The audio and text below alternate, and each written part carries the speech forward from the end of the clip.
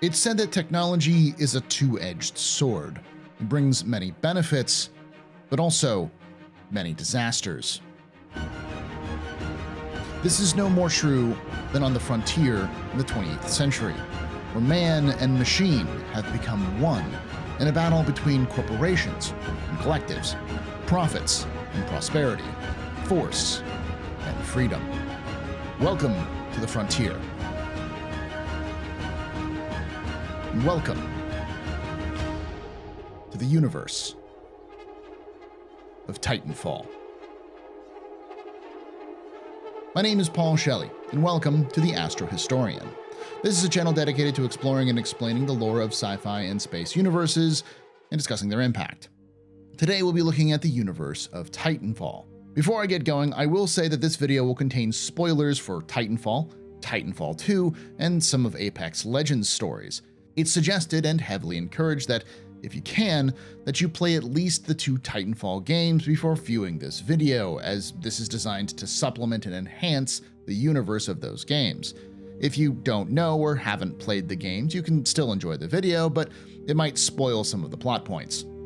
Let's start out at the beginning. Sometime around 2080, a man by the name of Heinrich Hammond was born. Hammond was a brilliant scientist and engineer who would go on to join Dr. Sam Sheffield in their research, possibly astronomical in origin. In 2122, an asteroid bearing Sheffield's name impacted Earth, destroying St. Louis, Missouri.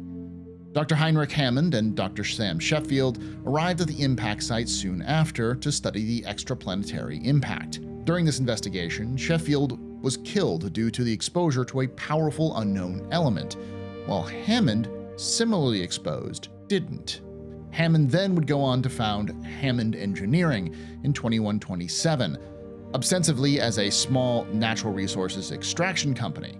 But given their eventual breakthrough, they were also likely studying this new element that Hammond had discovered. Soon after, in 2131, he founded Hammond Robotics, a subsidiary of Hammond Engineering. They focused on using the breakthroughs made by Hammond Engineering to improve the fledgling exoskeleton suit programs created by the militaries of Earth prior to the impact. The result was the first mech suits, which have become known as Titans. These mechs were designed for both military and civilian applications, used for everything from agriculture, logistics, shipping, salvage, deep space search and rescue, cargo transport, construction, and the role it primarily is known for today: combat. By 2146, the company experienced explosive growth as demand for the materials to build Titans increased. These Titans had one small issue: they required a skilled operator, sometimes even to be neurally linked to their Titans to operate them effectively. These operators have become known as Titan pilots, or just pilots. All pilots, whether soldiers or civilians, must complete the pilot certification training in order to operate a Titan, and cannot establish a neural link unless they earn their certification, or the Titan's emergency protocols engage should their prospective pilots die in combat, and replacement is required. Pilot certification training varies between use, but ultimately they all fall under the same basic training guidelines. Around this time, another project of Hammond Robotics would come to life: the Mobile Robotic Versatile Entity, or MVRN for short. These automated assistants were personally designed by Hammond himself, supposedly as a favor for a friend, and quickly became a staple in most blue-collar professions. These Marvins, as they have been nicknamed, were designed to do everything from simple manufacturing to firefighting, and designed to be cheap and easy to repair and replace. Hammond Engineering began to grow rapidly after 2146, and in 2187, the company unveiled a revolution in spaceflight technology: the interstellar jump drive, likely utilizing the powerful element discovered by Hammond 60 years before. Using their monopoly on this technology, they managed to merge and buy up many other corporations, and began the colonization of nearby star systems, which would eventually be referred to as the core systems. It was then in 2192 when Hammond Engineering was renamed the Interstellar Manufacturing Corporation, or IMC. Over the course of a century, the IMC and other corporations expanded and settled the core systems away from Earth, becoming the de facto rulers of humanity in space. The core was conquered and settled, becoming home to billions if not trillions of humans. During this time, the first Spectre units were created, which would kickstart an automated arms race among the rulers of the Corps. Spectres were an offshoot of the MVRN project, once again personally created by Dr. Hammond, as a robotic, anthropomorphic combat system. They're designed with titanium endoskeletons, tungsten carbide joints, and a blade of ceramic armor. Their anthropomorphic design was seemingly created to take advantage of the existing MRVN technology, and for them to use standard infantry weapons. This allows them to excel in their main function: urban pacification and occupation. However, due to the corporate and military politics that plagued their development, Spectres inherited a data port vulnerability from their Marvin predecessors. This means that, with the use of a specialized tool known as a data knife, anyone could sneak up on a Spectre and hack them through their data port and turn them on their former allies. This also was the start of what was called the Core System conflicts, where the IMC faced off militarily against a number of other corporations throughout the Core. These battles were extensive enough for the IMC to employ many thousands of professional soldiers to fight for it. In the end, the IMC would prove itself to become the dominant organization of the Corps. In 2292, a major discovery was revealed which would spark another space race and a mad dash to secure a new lucrative region of space that would become known as the Frontier. This is a region of space with densely packed solar systems and with an abundance of naturally habitable worlds. In an attempt to dominate the Frontier, the IMC passed the Servicemen's Readjustment Act, often referred to as the IMC's GI Bill. This was awarded to the veterans of the Core System's conflicts and included loans to start up businesses and farms, low-cost mortgages, and guaranteed property rights on the Frontier worlds.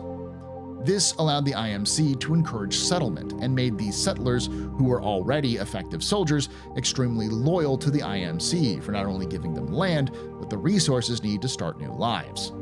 However, the planets in these systems were far from just habitable barren rocks, but teeming with bizarre and often dangerous native creatures.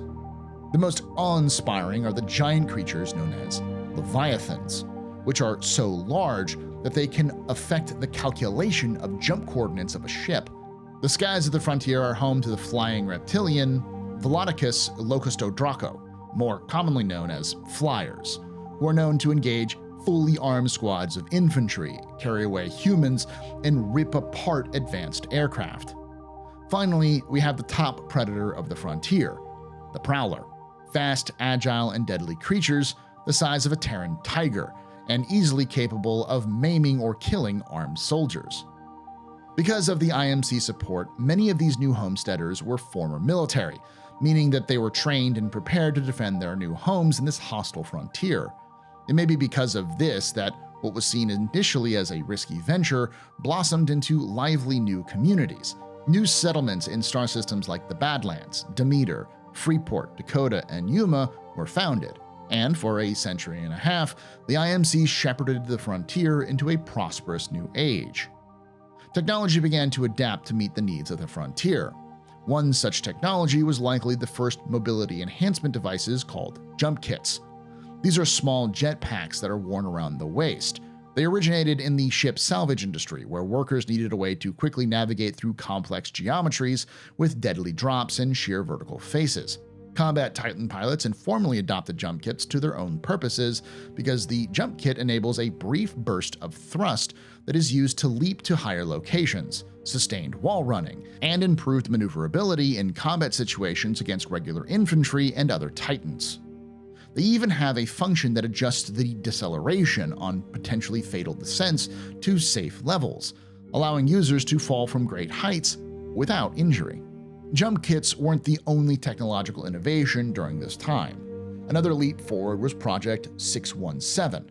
This project, likely starting sometime in the late 24th century, was based around the idea of creating a digital backup of a select individual's memory, knowledge, and personality. They would then download this consciousness into a robotic body. These robotic digital human backups would become known as simulacra. The first simulacra were just Spectre units which were modified for the purpose, but the initial tests went horribly wrong.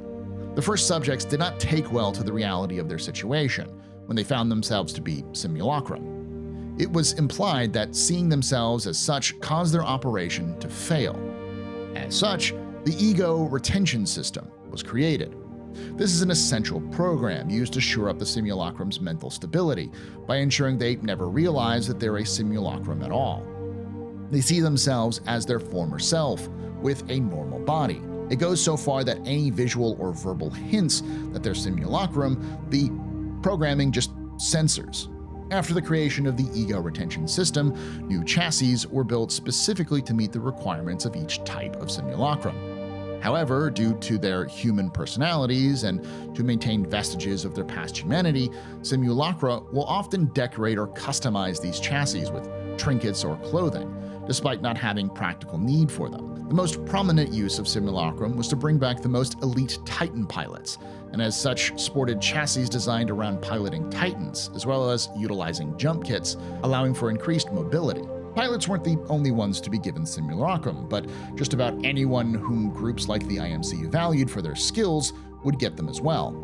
However, due to the dangers of a simulacrum awakening by discovering their new true form, and generally to avoid confusion, it is presumed that there's only ever one simulacrum of a given person walking around at a time. By the mid-25th century, things were looking up for the Frontier and the IMC, until 2442, when the sporadic violence of the corporate conflicts boiled over into full-blown war. Stretched thin, the IMC was forced to withdraw from the Frontier and fight to retain control of the core systems.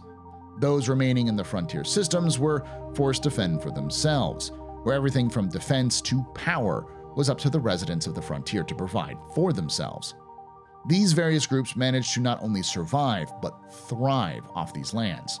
For over 2 centuries, the Frontier was left on its own, with minimal to no contact with the core systems, making the IMC a distant memory several generations removed from the people who made up the population of these new worlds. Meanwhile, the IMC was battling it out in what would become known as the Corporate Wars. Fighting tooth and nail against their competitors, the IMC eventually would come out the victors of the conflicts sometime in the mid-27th century. But at a high cost. Demand for their products was at an all-time high, and resources were dangerously low. It was then that the IMC returned its attention back to the long-lost Frontier.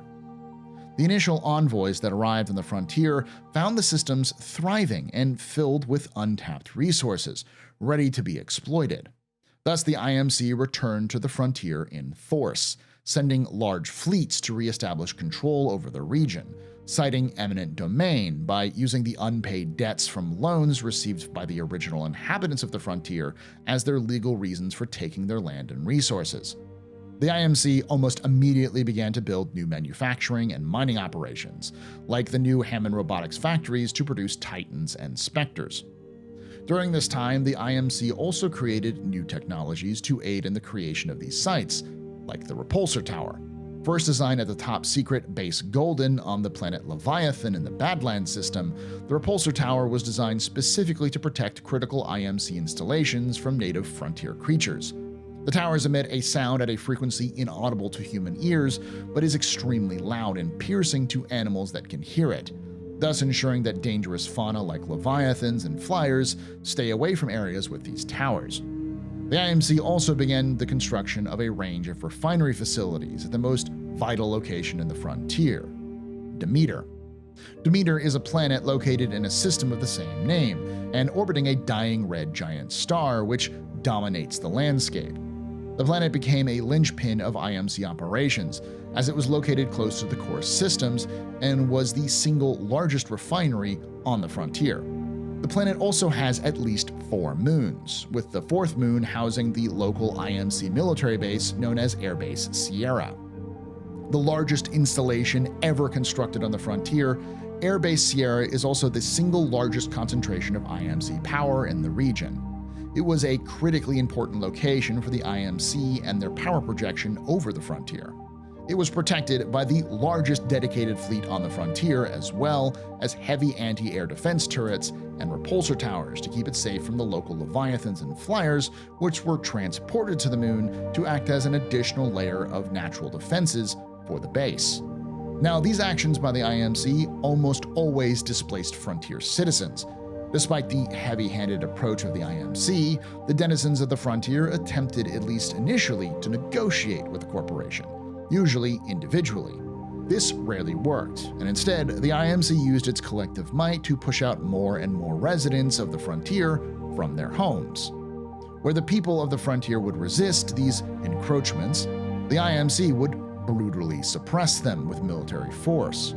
After decades of failed diplomacy and frustration, the people of the frontier finally had enough. Several frontier groups joined together to create the first frontier militia, sometimes referred to simply as the militia. The sole purpose of the militia was to defeat and push back the IMC and reclaim the frontier.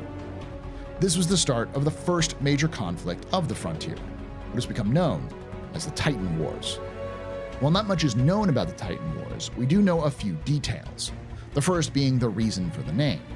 This was the first conflict that saw extensive use of combat titans on the frontier, specifically the iconic Hammond Robotics Atlas chassis. Initially, the militia did not have use of these machines of war, but slowly began to capture them from the IMC, as well as develop their first anti-Titan weapons like the mag launcher. The militia slowly acquired and learned what they needed to fight a modern war with the IMC, though usually at great cost. For instance, during this time, they acquired many Crow dropships from the IMC, which would become staples of frontier transportation for over a century.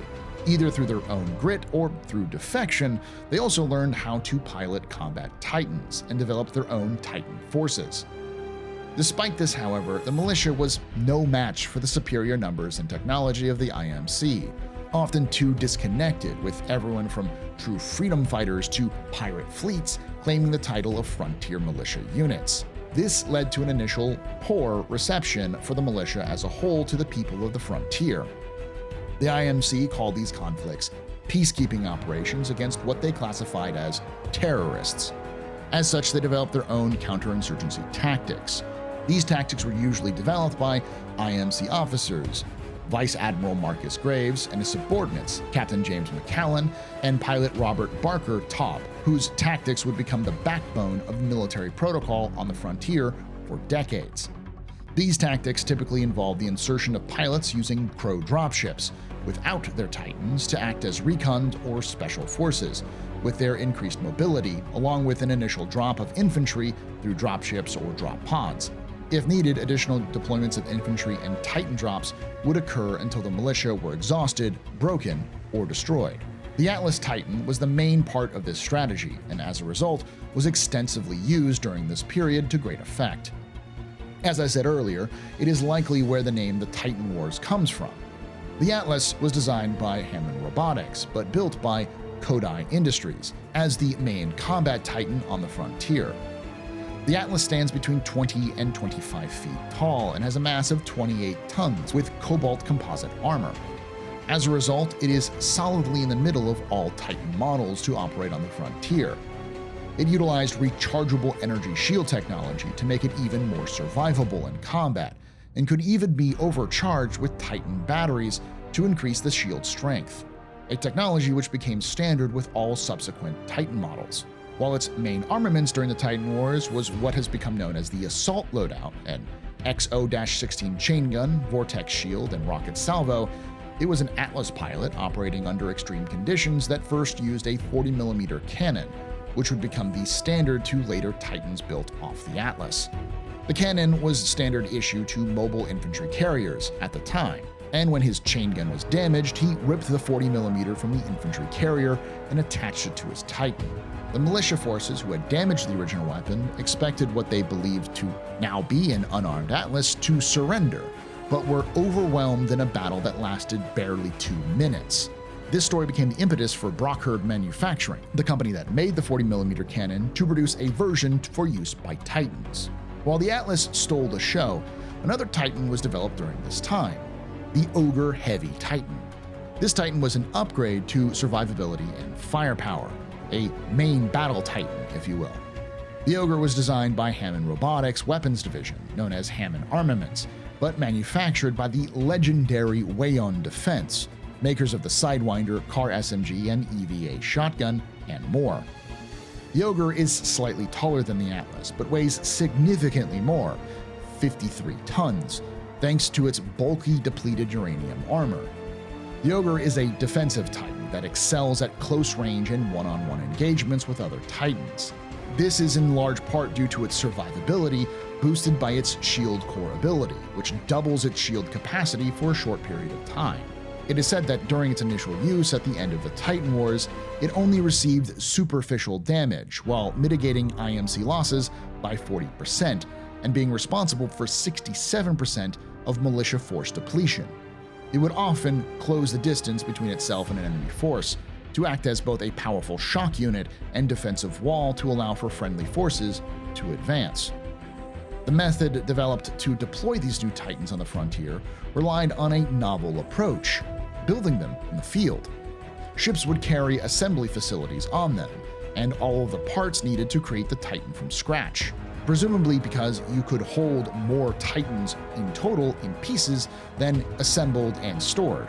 During the Titan Wars, crews got so adept at making Titans in the field that they could assemble a Titan as quickly as 5 minutes. Once assembled, Titans would typically be deployed into battle via the process of a Titanfall.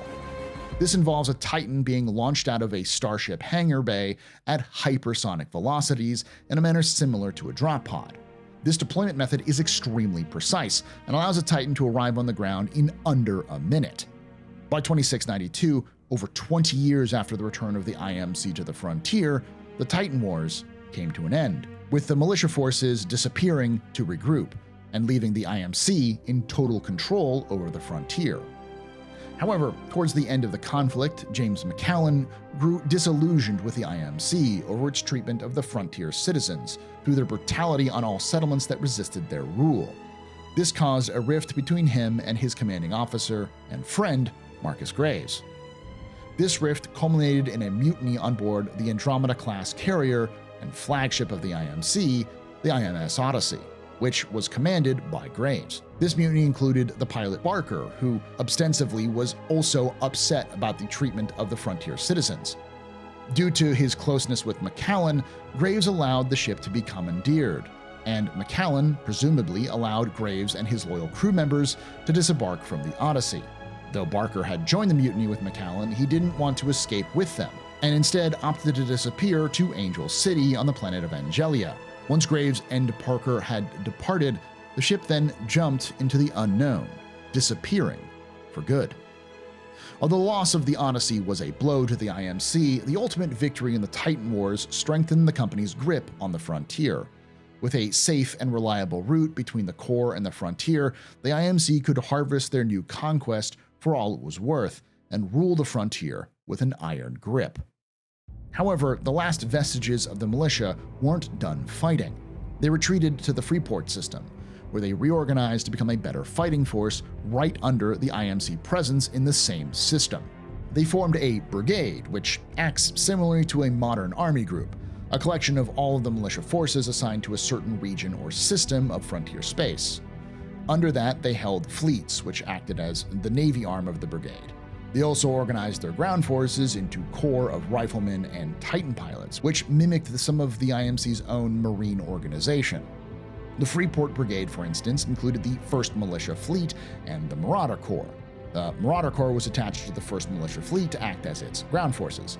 During this time, they improved their fleet and incorporated the same tactics as the IMC had against them in the Titan Wars, including the use of combat Titans of both Atlas and Ogre class. One standout of the Titan units was the Marauder Corps, or M Corps, as it is better known, under the command of Sarah Briggs. Though acting more as a terrorist cell to start, it quickly earned a name for itself during this period, engaging in effective asymmetric warfare against IMC facilities. In general, the militia adopted this asymmetric guerrilla warfare doctrine, knowing they couldn't go toe-to-toe with the IMC. The IMC wasn't idle either, with Hammond Robotics creating an all-new Titan which was lighter and more nimble than previous designs, the Strider. Coming in at 21 tons, it has similar cobalt composite armor to the Atlas, but significantly stripped down in order to increase speed. The Strider boasted 30% increased thruster capacity, 23% lighter exoskeleton, and the fastest, most maneuverable Titan on the frontier. The Strider excelled in capturing and securing frontline objectives quicker than any other Titan, and delivered first strikes to any opponent, often giving it an edge in combat. During Hammond Robotics' final testing phase of the Strider, the testing grounds came under attack by an M-Corps strike force, including a pair of Atlas-class Titans. Despite the valiant efforts of the test pilot, the prototype Strider was eventually brought down, presumably allowing the militia to study the wreckage and eventually wield Striders of their own. Another development took place on the remote planet of Typhon, where an armed research and development wing of the IMC, the Ares Division, set up a base. Headed by General Martyr, the division was dedicated to uncovering and researching and exploiting indigenous technologies across the frontier. You see, over the centuries of exploration and settlement, signs of multiple, long-since vanished alien civilizations came to life. Some were more primitive, while others seemed to be highly advanced. The Ares Division was formed specifically to understand what remained of the highly advanced civilization, which was why they set up on the planet of Typhon. Something had been discovered there, something that might secure complete control over the frontier for the IMC. By 2707, the first militia fleet emerged to restart the old conflicts, now with new weapons and equipment to fight the IMC on equal footing. Vice Admiral Graves, who had been promoted to Commander-in-Chief of the Frontier Command, or Syncfront, relentlessly pursued the militia fleet. His attacks were extremely effective, hounding them at every turn and slowly wearing down their fuel and supplies. He even managed to kill the militia fleet commander, General Anderson, leaving the head of the Marauder Corps, Sarah Briggs, in command. In 2710, with the militia fleet running low on fuel and supplies, Sarah Briggs had no choice but to conduct a desperate raid on an IMC gas mining world of Victor in the Yuma system, dubbed Operation Fracture. She landed elements of the Marauder Corps at the site of the refueling pump and began to refuel the militia capital ship, Red Eye. Here the militia forces fought for control of 3 hardpoints, which would allow the IMC to maintain their air defense and the militia to siphon the fuel. However, the militia was successful and escaped the planet with just enough fuel to last a few weeks. In the aftermath, Vice Admiral Graves and the new IMC logistics robot, known as Spyglass, deployed probes to a number of sectors within jump ranges of Yuma. Life forms were detected in Sector Bravo 217 on the planet of Troy, which was previously believed to be uninhabited. Believing this is where the militia fleet was hiding, Vice Admiral Graves ordered an advanced team led by the mercenary sergeant Kuben Blisk, leader of the legendary Apex Predators, to investigate. He brought with him brand new BRD-01 Spectres to field test, believing them to be the future of combat on the frontier and willing to prove it with their deployment. Little did they know that they actually had picked up the last remaining remnants of the IMS Odyssey, where McCallan had crashed the ship and built a colony there. When Blisk arrived with his troops, the colonists were slaughtered or rounded up to be used by the mysterious Ares Division of the IMC, to be used as test subjects for their work in Typhon, with the ancient alien device discovered there. The colony managed to send out a distress signal that was picked up by the 1st Militia Fleet, who sent a team of marauders to scout the area and to determine if it was a trap. As the militia arrived, they stumbled upon the Spectres in the middle of their raid and interceded. The Battle of Troy had begun. During the battle, McCallan attempted to contact both sides of the conflict, angry at both sides for bringing their war to his colony. Eventually, McCallan would agree to throw in with the militia if they helped them evacuate his colony and save them from the IMC incursion. To which they agreed, getting the remaining colonists to make for the cliffs near the colony. Agreeing to help the militia, McCallan then suggested that they extract the Odyssey's data core for knowledge that he said would win them the war, while the rest of the militia fleet extracted the colonists to safety. It was around this time that Graves realized that the ship that the militia were retreating to was his old ship, the Odyssey, and that his old friend McCallan was throwing his lot in with his enemy. In a desperate attempt to stop the retrieval of the data core, the IMC attacked the militia forces at the wreck site of the old ship. McCallan was successful at extracting the data he came for and then retreated with the militia forces off-world. It was then that he revealed that the data extracted was schematics for the linchpin of the IMC, the Demeter base. McCallum explained that using Demeter, the IMC was able to bring in fresh reinforcements almost daily, thanks to the logistics hub. If the militia wanted to beat the IMC, they would have to destroy the Demeter base. In order to do that, he convinced the militia fleet to find an old friend of his who had information which would allow them to destroy Demeter, Robert Barker Todd. Knowing his friend, Graves anticipated McCallum's move and deployed a team to Angel City, where he suspected Barker had been hiding out. But McCallum beat him to the punch, finding Barker had crawled into a bottle to drink his guilt away from his actions in the Titan Wars. McCallum kidnapped his old friend and, anticipating the arrival of heavy forces to find him and Barker, escaped via the sewer system, while a distraction force of Marauder riflemen and pilots held off the arriving IMC searching for McCallum and Barker, starting the Battle of Angel City. During the battle, the IMC carrier, the IMS Sentinel, arrived over Angel City, and McCallum ordered the militia Hornet fighters to attack the ship, knowing that at best they would only be able to damage the vessel, which worked, but at a heavy cost of militia fighter craft. By the end of the battle, Barker and McCallum escaped from the city, and using the 3rd Merchant Fleet as cover, were able to evacuate from the system. Barker was unwilling to help McCallum with what he called a suicide mission that was useless unless they were able to take out the Sentinel, which he was convinced would follow them wherever they went, which McCallum agreed. His decision to have the Hornets attack the ship was specifically to damage the ship enough to divert it to dry dock, where the militia could infiltrate the defenses and turn them on the wounded ship, removing the threat for good. Using a decoy ship to distract the orbital defenses, the militia were able to infiltrate the IMC dry dock and the Freeport system, where the carrier was being repaired, specifically Outposts 197, 210, and 207, where they took control of the fire control systems for the cannons at each outpost and used them to down the carrier, putting the ship out of order and unable to threaten them. With the Sentinel out of action, Barker agreed to give the militia the coordinates to the secret Base Golden, where Barker had been stationed sometime before the Titan Wars. There, the militia forces would infiltrate the long-abandoned base to recover data on the repulsor towers in order to devise a means of shutting them down. To do this, the militia had to power up generators to reactivate the towers and gather data with how they work. Using knowledge of war simulations he had developed with McCallum in the past, Graves predicted McCallum's move and sent a strike force to scuttle the tower. The ensuing battle ended with the militia gathering enough data and extracting from the site, staying ahead of the IMC once more. Soon after, Chang Bish Lork, an ex-IMC contractor who had defected to militia after being trapped on the frontier, was able to develop what he called an ice pick to be used to take down these towers. The ice pick was actually a modified data knife with specific programs which would disable the repulsor towers. With everything in place, McCallum laid out his grand plan. In order for the militia fleet to destroy Demeter, they needed to eliminate Airbase Sierra. However, there weren't enough militia forces to attack both locations, and with the largest fleet of the frontier at Airbase Sierra, there was little hope that the 1st militia fleet would survive an assault while the airbase was operational.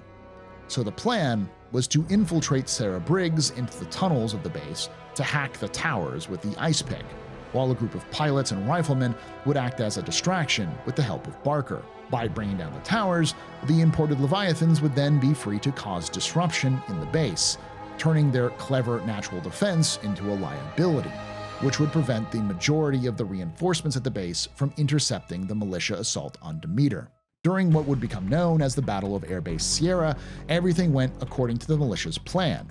At first, Briggs was inserted and the pilots were able to keep the base defenses busy. Sarah managed to take down the North Tower, but Sergeant Blisk sent his reactionary force to ambush her by the East Tower, eventually managing to shoot her in the arm, wounding her. Despite this, the Eastern Tower was also successfully brought down. To ward off the IMC reinforcements converging on her position, Sarah was directed by Bish to instead retreat to Airfield 24 to find a fighter control console. Hacking the console with the ice pick data knife, Bish then was able to remotely control IMC Phantoms and Goblin fighters and dropships, using them to bring down the 3rd and final tower. As Leviathans and Flyers began to wreak havoc on the base, militia forces regrouped with their fleet for the assault on Demeter.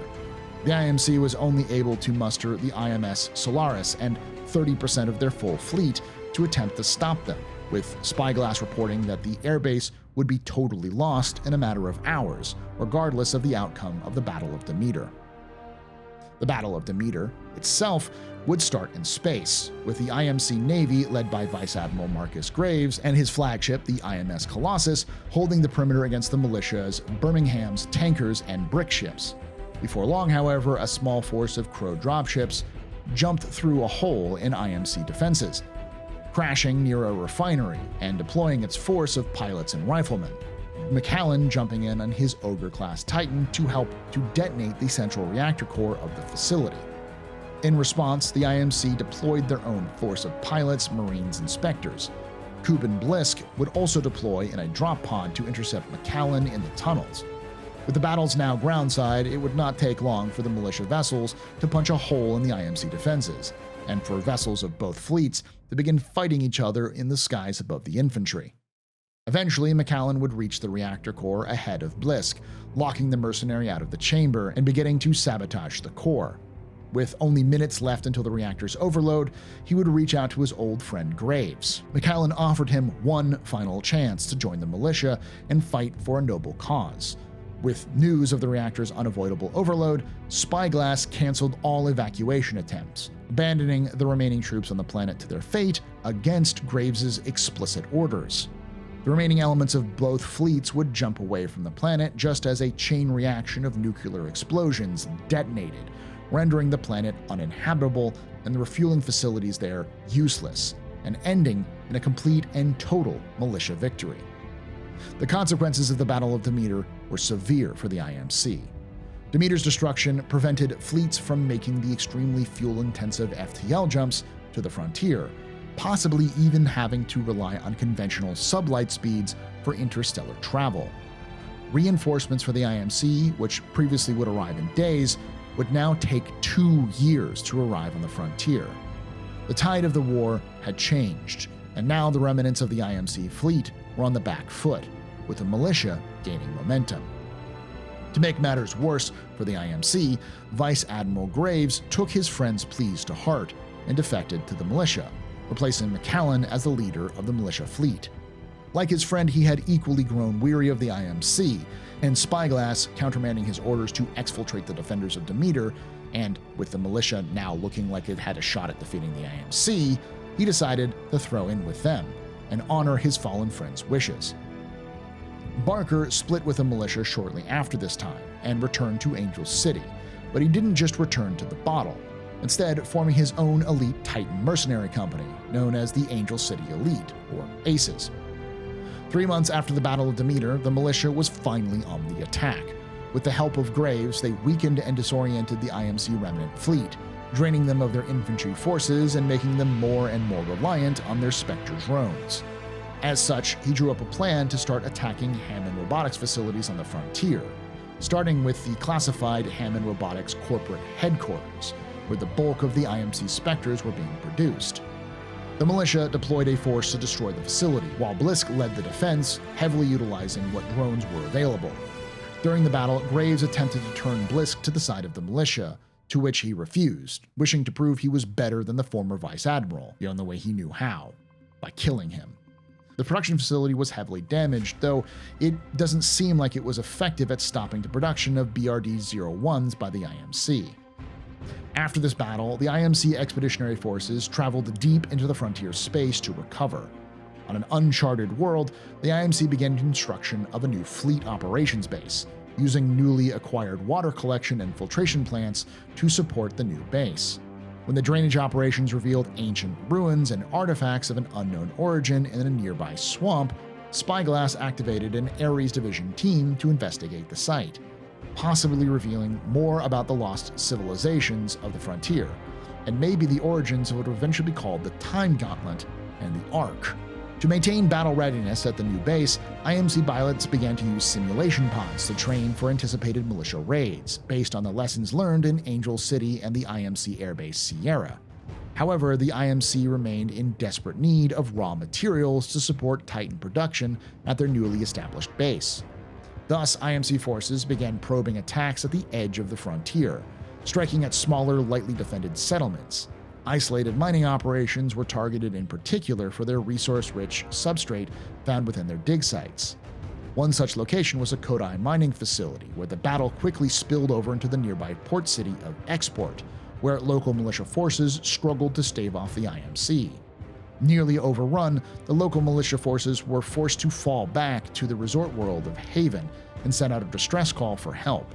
With the first militia fleet still days away, the IMC forces pressed the attack, continuing their resurgence within the frontier and proving that they weren't done fighting yet. Despite gains made in earlier conflicts, the IMC knew that they had to exploit every advantage they could, given that their reinforcements from the core systems were still years away. As a result, the IMC began to recommission old secret installations to rekindle their shattered military-industrial complex. The IMC wasn't only focused on survival, however, as Hammond Robotics was busy improving the design of their original 3 Titans, creating 6 brand new ones based on the original designs, with the Atlas spawning the Tone and the Ion, the Ogre spawning the Scorch and the Legion, and the Strider spawning the North Star and the Roman. These were collectively known as the second-generation Frontier Titans.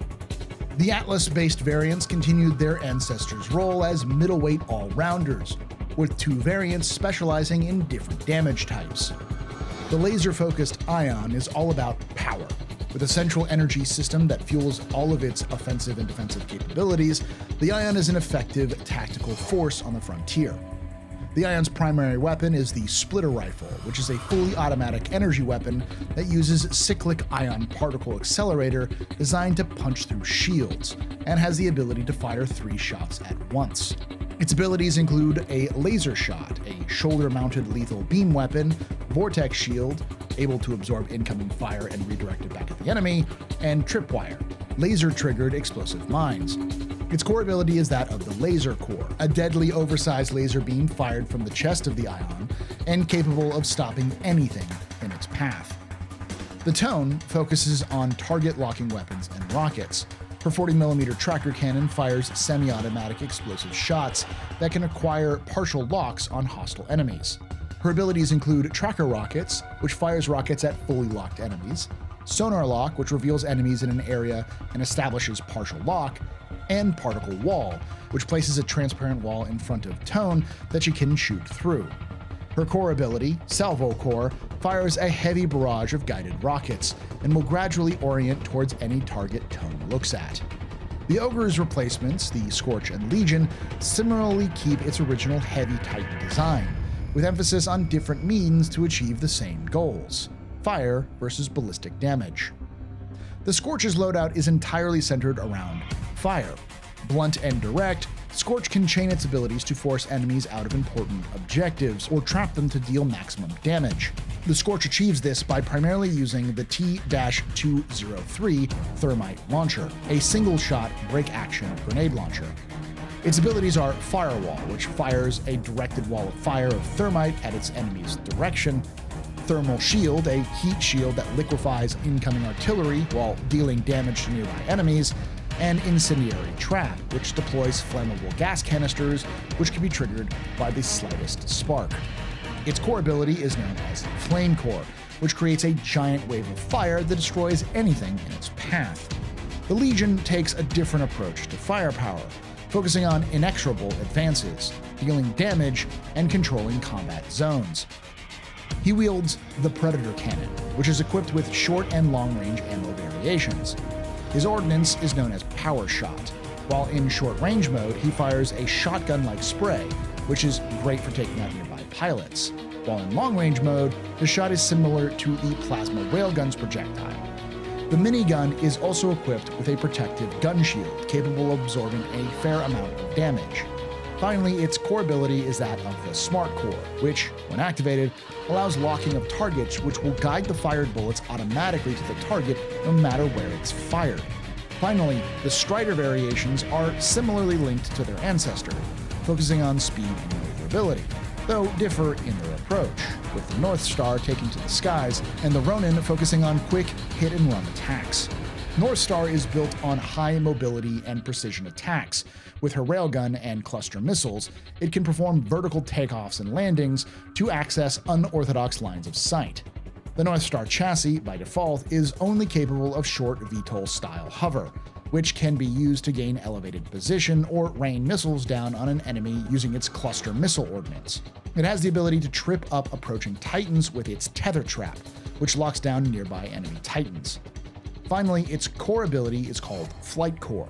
When activated, the North Star activates its hover jet, similar to its utility ability VTOL Hover.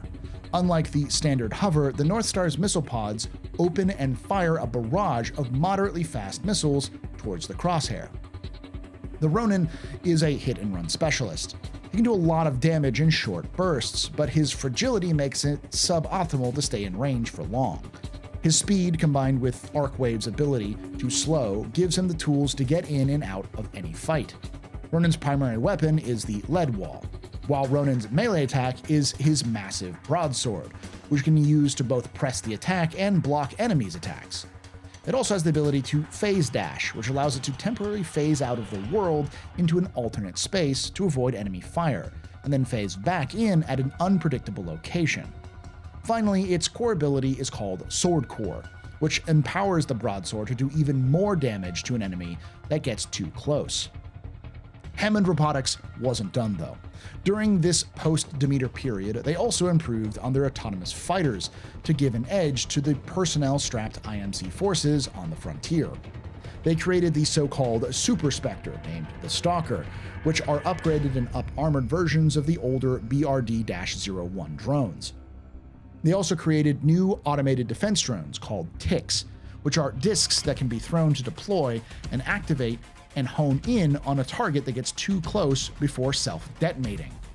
Finally, they also created a super heavy version of the Spectre called the Reaper, which are heavy autonomous war machines straddling the line between ultra-heavy Spectres and miniature Titans. Reapers are agile, relentless, and well-armored anti-Titan robots with rapid-fire Reaper rockets in their forearms. While the IMC was carving out a new home for itself and improving its chances of survival through technological innovation, the militia was also rapidly modernizing. After the Battle of Demeter and the incorporations of Graves as field commander, the militia began to evolve into a more cohesive and modern fighting force. The militia now operated several military branches, with functional equivalents to more traditional branches such as the Army, Navy, and Air Force.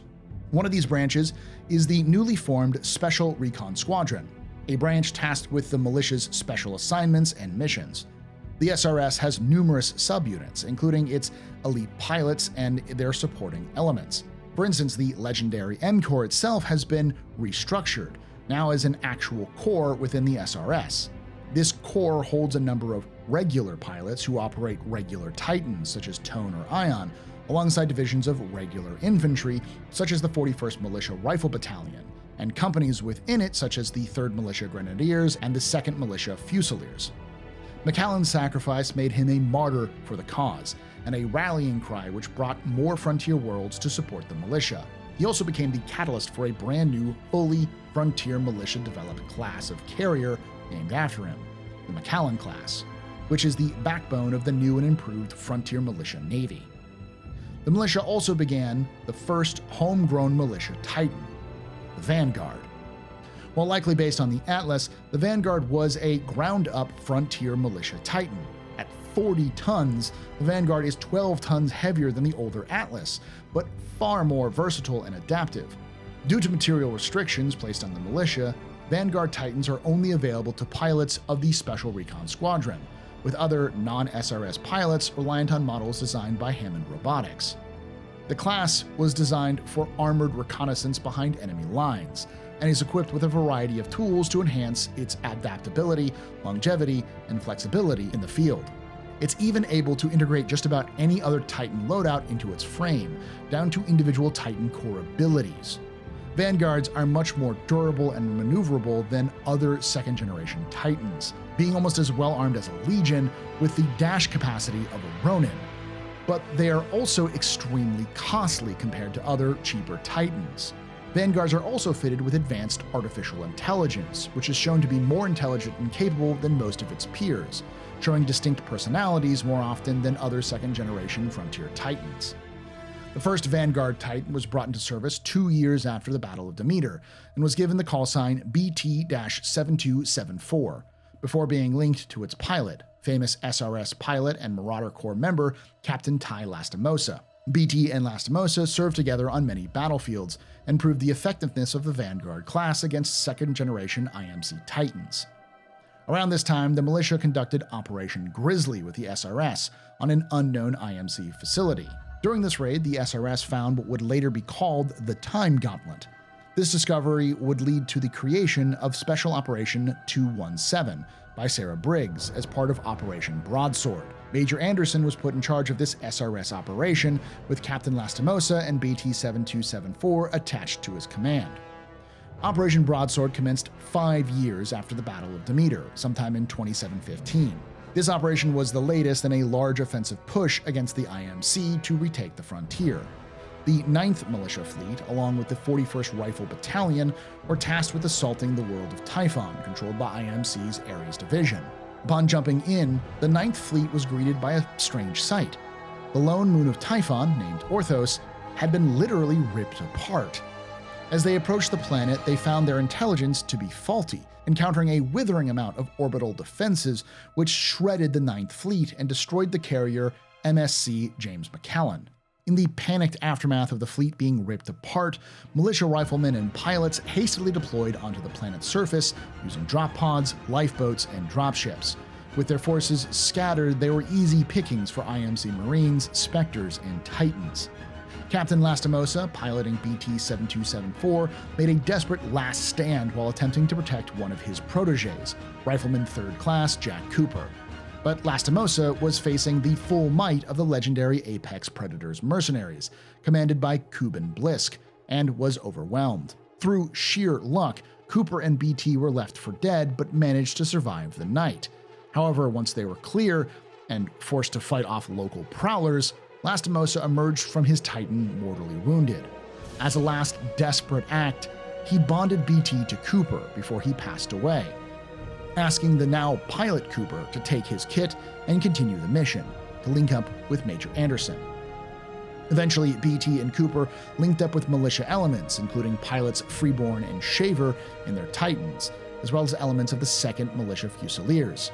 This would lead to a face-off between Cooper and the Apex Predator known as Kane in their Scorch Titan, with Cooper coming out the victor and able to recover the communications unit from Kane's helmet, allowing him and BT to eavesdrop on IMC communications.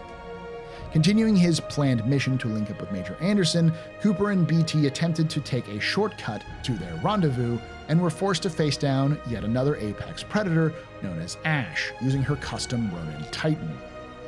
Through a hard fight, the duo was able to defeat her and press on with the mission. Finally, at the scheduled rendezvous, they didn't find Major Anderson, but an abandoned Ares Division research facility. The duo split up to cover ground faster and investigate the coordinates of the Major's last position, inside the facility, only to find strange anomalies inside. Cooper quickly realized the base was shifting in time between the present and the past, when the facility was fully staffed with researchers, robots, and soldiers. Finding Anderson phased through the ceiling, he was able to retrieve the Time Gauntlet and use it to discover what the IMC was doing on the planet. They were using an ancient alien device called the Ark to power another alien device dubbed the Fold Weapon, of which a small-scale version, which the IMC had built, was able to destroy Typhon's moon of Orthos. It does this by manipulating the folding of space-time, which leads to the annihilation of massive objects like entire planets. Cooper quickly learned that the IMC was planning to use this device to destroy the planet of Harmony, the headquarters of the Frontier Militia in the Freeport system. However, having been able to take a reading of the test fire that destroyed Orthos in the past, he was able to isolate the energy signature of the Ark, and thus be able to track its location on Typhon. Being entirely overmatched, BT and Cooper decided to send out a distress call at the IMC interstellar beacon in a mountain range. There they discovered the 3rd Militia Grenadiers held up in a power station.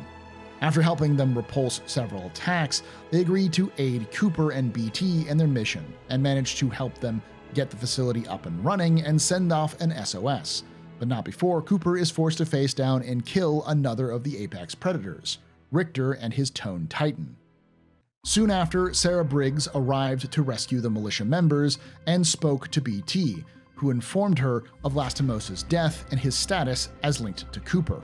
Sarah told BT that she would get him a new pilot, to which BT refused, vouching for Cooper, who was made BT's permanent pilot before Briggs recovered them, the rest of the 3rd Grenadiers, and any remaining militia units on the planet to rally up and hunt down the Ark.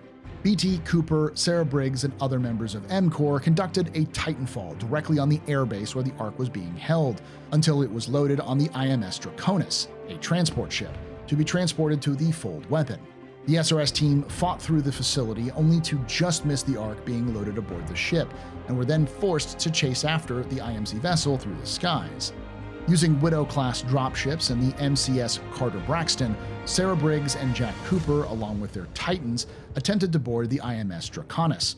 Being aided by Blackbird Squadron, the Titan mercenary group known as the 6-4, and Barker, who arrived to assist the militia in his own dropship. The team jumped from ship to ship while being hounded by another apex predator known as Viper in their custom Northstar Titan. After a long and difficult fight, BT and Jack Cooper defeated Viper and were able to board the Draconis, with BT missing an arm and being severely damaged, with the ship itself also in the process of crashing because of the damage inflicted on it through the duel between Viper and Cooper. In a last-ditch effort, BT placed the Ark inside his cockpit and shielded Jack from the impact. In the aftermath, Cooper and BT were captured by Kuban Blisk and Sloan, the last remaining apex predator. Blisk threatened to execute Cooper in front of BT in order to get the Ark, but through a last-minute gamble, BT was able to kill all the IMC personnel, save for Sloan and Blisk. Sloan then destroyed BT's chassis and retrieved the Ark, while Cooper retrieved BT's AI core and a sear kit, making his escape. Once free, Sarah Briggs deployed a new empty Vanguard Titan, which Cooper inserted BT's AI core into. Reunited, the two then set out to stop the firing of the Fold Weapon. Finally, Cooper faced off against Sloan, who was the one to score the killing blow against Lastimosa.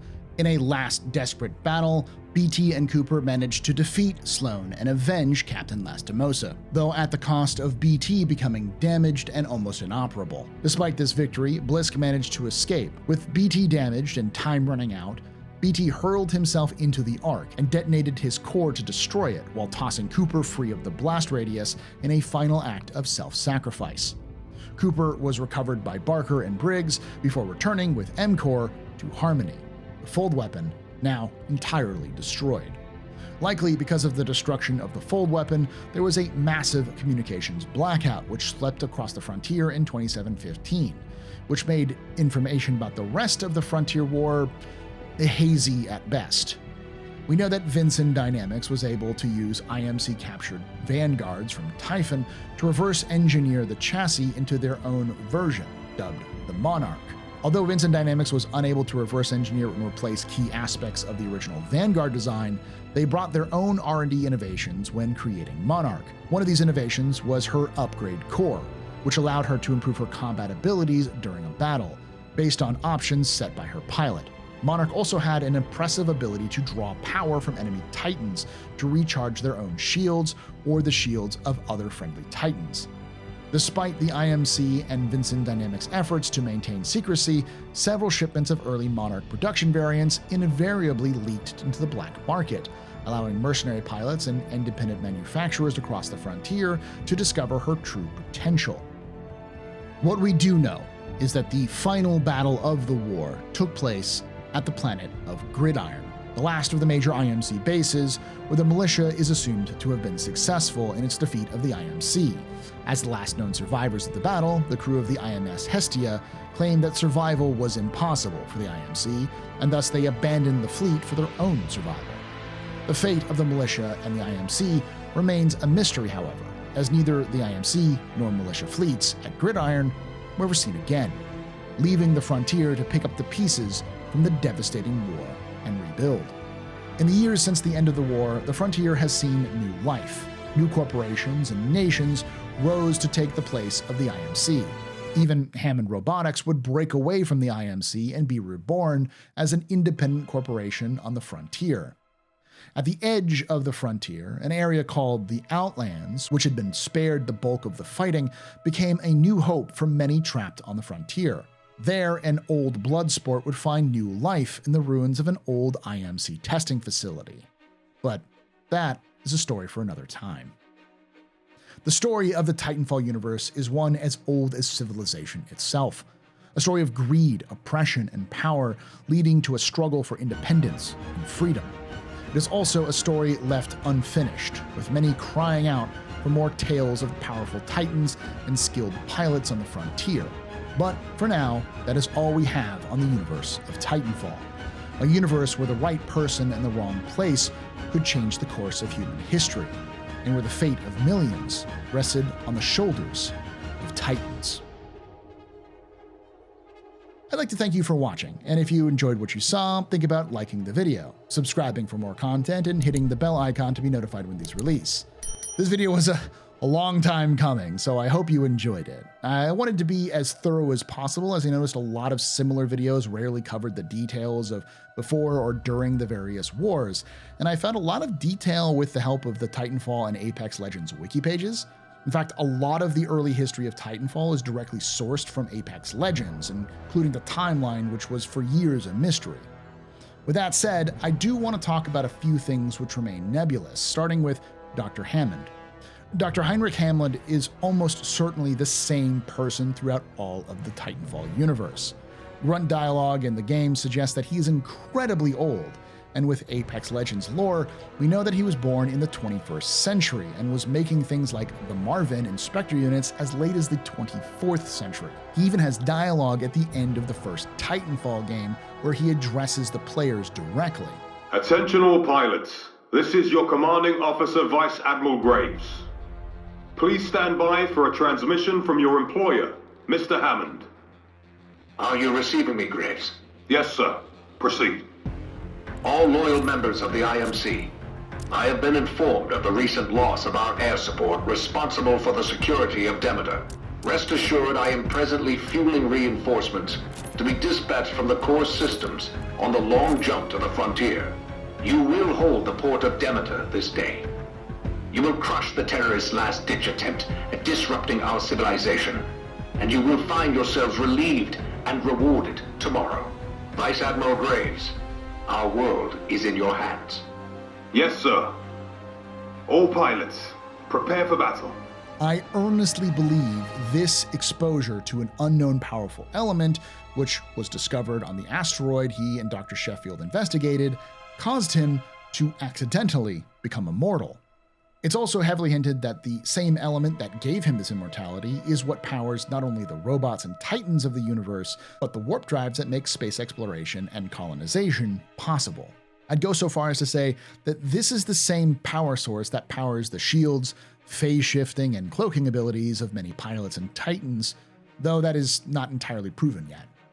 What we call batteries in the Titanfall universe are just canisters of this strange element, which has allowed for the technology of the universe to function. Another issue I wanted to talk about is the Titans themselves. Their history is, well, confusing, to say the least. They're mentioned as early as the 22nd century, though other sources claim that the Titan Wars were the first place that combat Titans were deployed, which, to be honest, sounds insane. That would mean that humans went possibly almost 500 years without turning their stompy robots into weapons.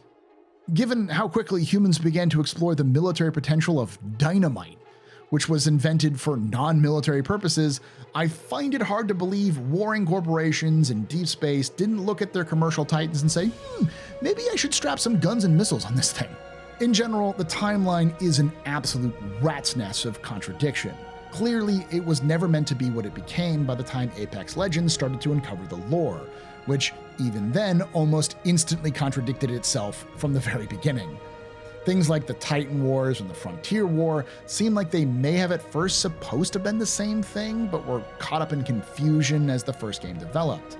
And in fact, I learned that the first version of Titanfall, called R1, was basically a complete shit show of development, with developers nearly coming to blows around 2011, and the team not really even knowing what the game was going to be until early 2013, a year before the game's final release.